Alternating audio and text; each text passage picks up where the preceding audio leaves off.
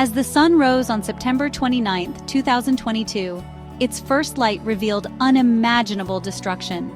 Survivors emerged into a world unrecognizable, streets flooded, homes gone, silence heavy in the air. Yet, in the devastation, people found each other, shared what little they had, and began to rebuild the bonds of community. The sun illuminated not just loss, but resilience and hope for the long day ahead.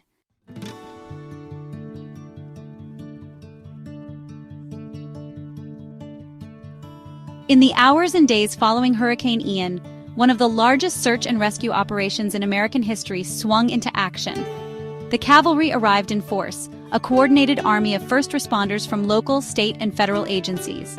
Teams from across Florida and from states as far away as California and New York poured into the disaster zone.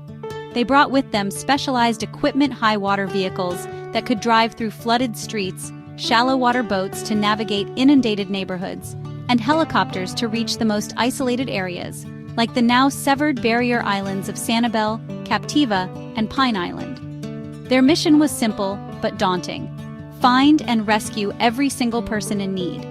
The initial focus was on the areas hit by the catastrophic storm surge.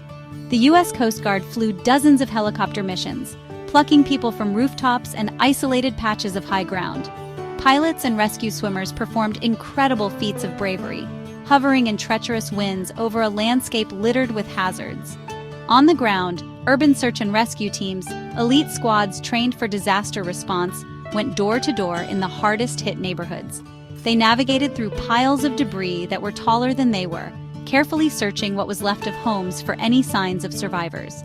They painted spray-painted markings on buildings to show they had been searched, a grim but necessary part of the process.